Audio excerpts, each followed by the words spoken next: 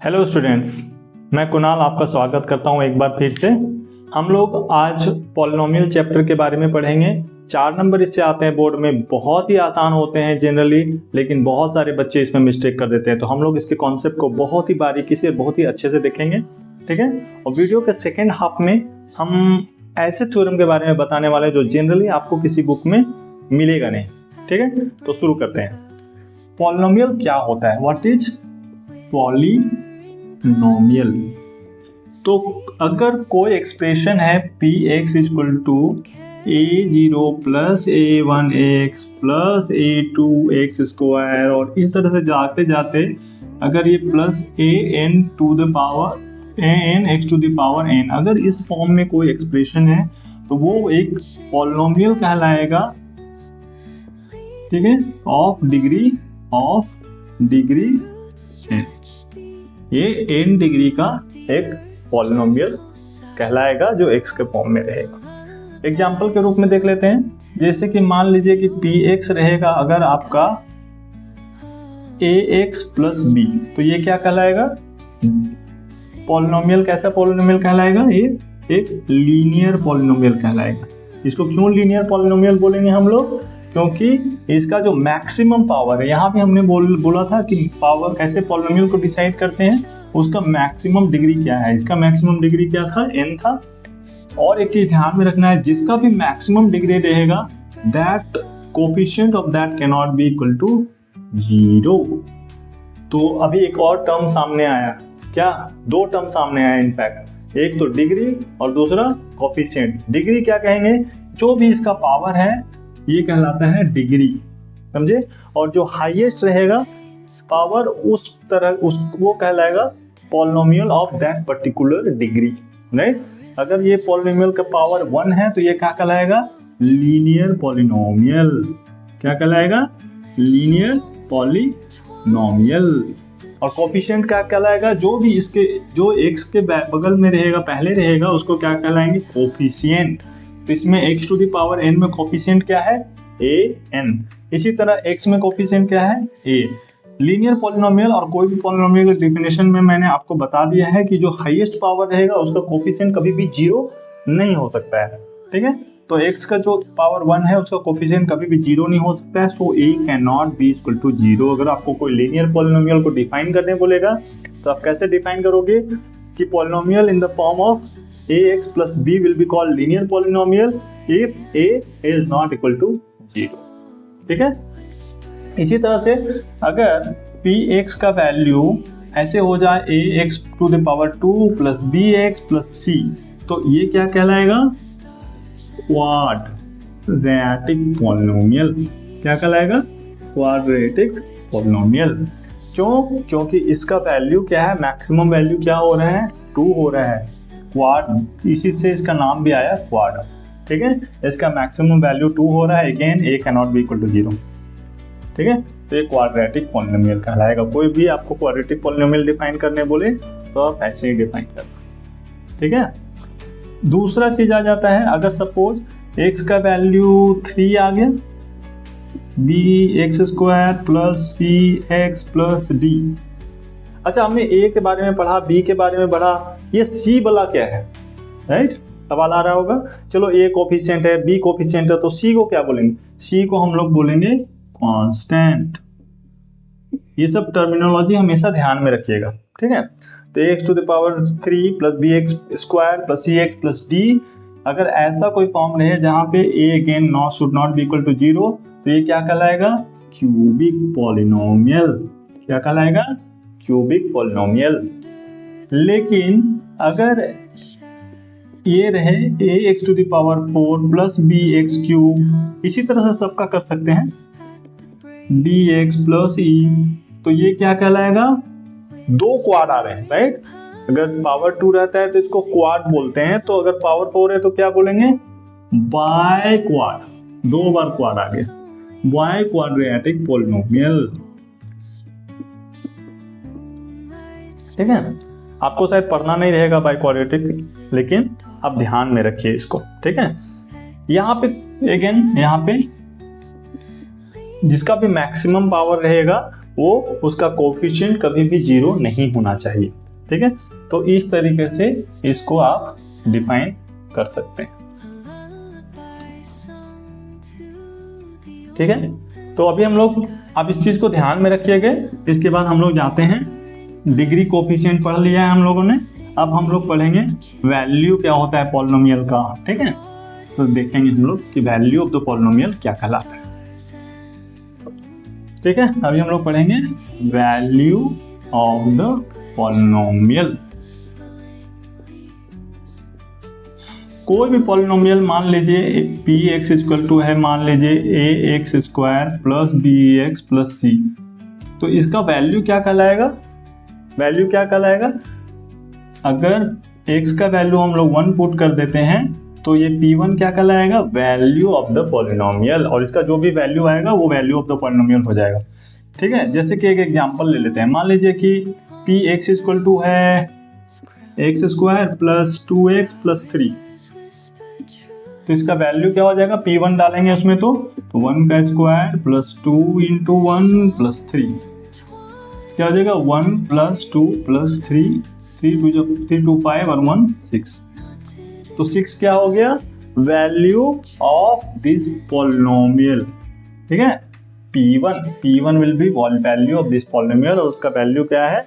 6 है। ठीक है, ये चीज ध्यान में रखिएगा। एक और टर्मिनोलॉजी आता है जो कि बहुत ही इंपॉर्टेंट है। ठीक है,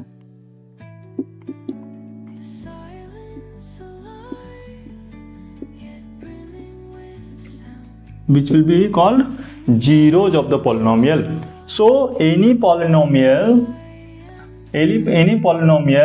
where a real number alpha make it 0, so p alpha will be 0. So any real number alpha, if you are putting in a polynomial, अगर p alpha 0 आ जाता है तो वो क्या कहलाएगा? अल्फा क्या कहलाएगा उस केस में? Zeros of the polynomial. So मान लीजिए px एक पॉलिनोमियल है। ठीक है, ये एक पॉलिनोमियल है जहां पे कि हम एक अल्फा पुट करते हैं, से -1 पुट करते हैं। ठीक है, -1 पुट करेंगे तो -1 का स्क्वायर -2 इंटू -1 -3, -1 का स्क्वायर करेंगे तो +1 हो जाएगा, और ये +2 हो जाएगा, और ये -3, तो ये क्या हो जाएगा? 0। तो p-1, ये p1 -1 का वैल्यू क्या है? 0। तो -1 क्या हो जाएगा? -1 यहाँ पे क्या हो जाएगा? 0 ऑफ px, जो भी px हमारा दिया हुआ था ये इसका जीरोज ऑफ द पॉलिनोमियल कहलाएगा। चलिए हम लोग अभी पढ़ने जा रहे हैं क्या? Factor theorem. चलिए, ये आपको जनरली बुक में नहीं मिलेगा, बट बहुत इंपॉर्टेंट है क्योंकि इसका यूटिलाइज हम आगे करेंगे। ठीक है, उसको ध्यान से बने रहिएगा। मान लीजिए कि px कोई पॉलिनोमियल है, ax square plus bx plus c के फॉर्म में। ठीक है, एक पॉलिनोमियल है। अल्फा एक रियल नंबर है। अल्फा क्या है? एक रियल नंबर है जिसका वैल्यू अगर हम px पे डालते हैं और ये अगर 0 हो जाता है, then alpha will be called zeros of the polynomial. अभी हमने पढ़ा zeros of the polynomial. Alpha क्या कहलाएगा? Zero of the polynomial px। अभी हम लोग क्या प्रूव करना चाह रहे हैं? अगर ऐसा होता है कि अल्फा अगर जीरो ऑफ द पॉलिनोमियल है, तो इस जो एक्सप्रेशन है, ये जो पॉलिनोमियल है ax square plus bx plus c, तो उसका x माइनस अल्फा क्या कहलाएगा? एक। ये हम प्रूव करने जा रहे हैं। ठीक है, इसको ध्यान में रखिएगा। हमको क्या करना है प्रूव, उसको ध्यान में रखिएगा। तो फिर से चलते हैं। मान लीजिए px को डिवाइड कर रहे हैं हम x माइनस अल्फा से। ठीक है, फैक्टर निकालने के लिए क्या होता है? कोई भी चीज किसी का फैक्टर कैसे कहलाएगा? जब हम उससे भाग दें और वो रिमाइंडर को 0 कर दे, यानी पूरा का भाग लग जाए। ठीक है, मान लीजिए हम इसको डिवाइड कर रहे हैं। ठीक है, x माइनस अल्फा से px को डिवाइड कर रहे हैं। मान लीजिए कि कुछ कोशिएंट आएगा। ठीक है, कुछ भागफल कोशिएंट आएगा, वो qx है मान लीजिए। और मान लीजिए कि पूरा भाग नहीं लगता है और कुछ रिमाइंडर रह जाता है, विच इज कॉल्ड r।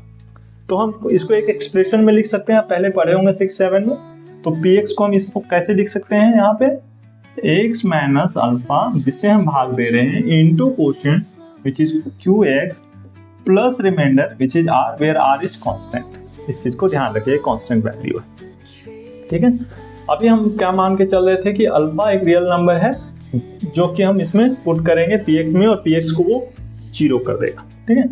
तो हम इससे क्या निकाल सकते हैं, x इक्वल टू अल्फा, हम लोग क्या पुट कर देंगे, x equal to alpha, x क्या है, हम अल्फा पुट कर रहे हैं इस पूरी इक्वेशन में। तो इसी तरह से x इक्वल टू अल्फा हम पुट करेंगे इस एक्सप्रेशन में, तो alpha minus alpha into q into alpha plus r, ठीक है। ये क्या बन जाएगा, 0 plus r equal to r, ठीक है। अगर x इक्वल टू अल्फा हम पुट कर रहे हैं तो रिमाइंडर क्या आ जा रहा है, आर, ठीक है। अगर और हम मान के चल रहे हैं कि अल्फा क्या है, अल्फा क्या है, अल्फा एक 0 है। अल्फा 0 कब होगा, जब ये जो वैल्यू है px का वो 0 हो जाएगा। इसका मतलब अगर हम इसका वैल्यू r निकाल रहे हैं तो इसका मतलब क्या है, r क्या हो जाएगा, 0 हो जाएगा, तभी अल्फा एक 0 कहलाएगा ऑफ द पॉलिनोमियल px। इसका मतलब क्या है कि r अगर 0 आ रहा है, हम x माइनस अल्फा से जब डिवाइड कर रहे हैं, तो इसका क्या मतलब हो रहा है, फिर इसका मतलब हो रहा है कि x माइनस अल्फा से जब हम डिवाइड कर रहे हैं और r क्या आ जा रहा है 0, तो x minus alpha is a factor of polynomial px, ठीक है। इस चीज को ध्यान में रखिएगा बस, ठीक है। इसके आगे हम पढ़ते हैं relationship between zeros of the polynomial. चलिए अभी हम लोग नेक्स्ट पढ़ेंगे रिलेशनशिप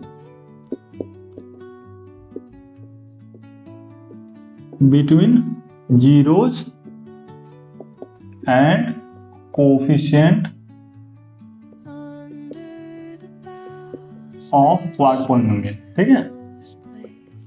मान लीजिए कोई क्वाड्रेटिक पॉलिनोमियल है px। क्वाड्रेटिक पॉलिनोमियल को कैसे रिप्रेजेंट कर सकते हैं, उसका पावर कितना रहेगा, 2 रहेगा, तो उसको रिप्रेजेंट कर लीजिए, मान लीजिए x to the power 2 plus bx plus c, ठीक है। और मान लेते हैं कि अल्फा बीटा रियल नंबर जो इसका फैक्टर है, sorry alpha beta real number है जो इसका जीरोज ऑफ द पॉलिनोमियल, ठीक है। तो अगर ये जीरोज ऑफ द पॉलिनोमियल है, ये क्या है, जीरोज ऑफ द पॉलिनोमियल है, तो हम लोग पढ़ चुके हैं कि x minus alpha and x minus beta क्या हो जाएगा, फैक्टर हो जाएगा px का। अगर ये दोनों फैक्टर है px का, तो हम लोग ऐसे लिख सकते हैं px equal to x minus alpha into x minus beta. और हमें पता नहीं है कि आपस में ही मिलकर ये px बना देगा या कुछ और भी मिला रहेगा साथ में, इसलिए हमें लिख देते हैं कि k मिला हुआ है, ठीक है। k क्या है, कांस्टेंट है, ये मान के चल देते हैं, ठीक है। आप इसको सॉल्व कीजिए, k ये दोनों को सॉल्व कीजिए, तो x इंटू अल्फा, ये x into x square minus x into beta, x beta हो गया। फिर है, इसको मैं सही से ही लिख देता हूँ,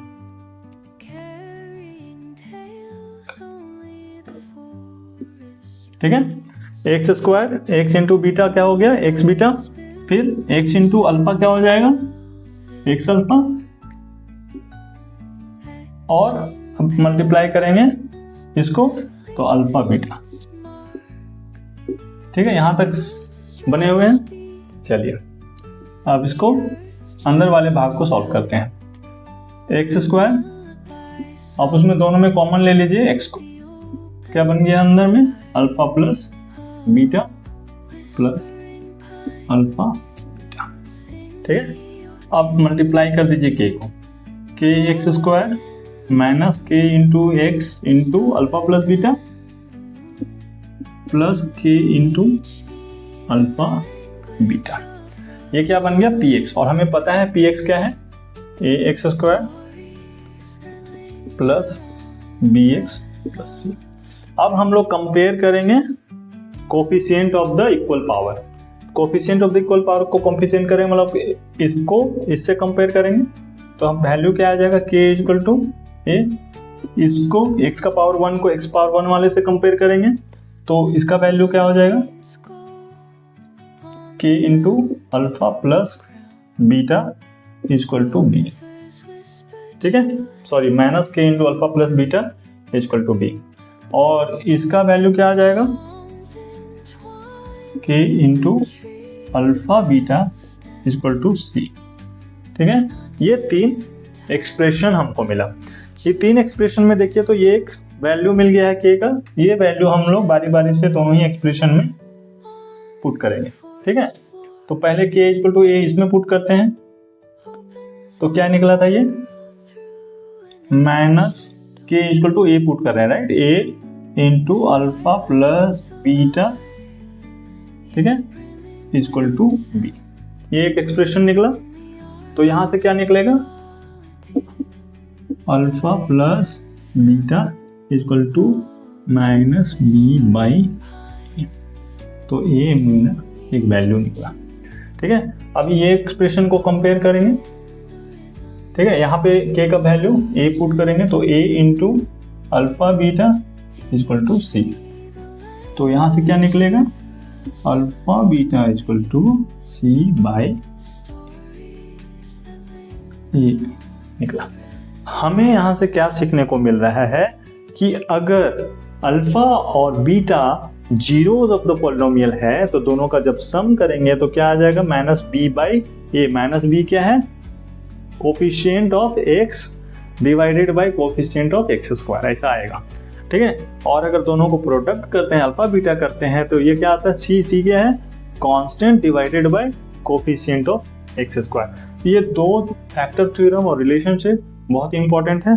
पॉलिनोमियल में जितने भी एक्सप्रेशन रहेंगे ये फैक्टर थ्योरम से maximum of the expression solve होंगे। तो आप इसको ध्यान से बनाइए, इससे रिलेटेड जो भी क्वेश्चन है बनाइए। मेरा हमेशा आग्रह है कि एग्जाम के मद्देनजर हर एक चैप्टर से आप डिफरेंट क्वेश्चन बनाइए। और एक जैसे रियल नंबर से 10 क्वेश्चन बना रहे हैं तो पॉलिनोमियल से भी 10 डिफरेंट क्वेश्चन बनाइए। आप ऐसे करते रहेंगे और PYQ जरूर बना लीजिएगा। सो अगर ये आप 3 चीज़ करते रहेंगे तो आपका एग्जाम बहुत ही अच्छा होगा। और अगर आपको वीडियो पसंद आया तो अपने फ्रेंड के साथ शेयर करें, सब्सक्राइब करें। Thank you so much.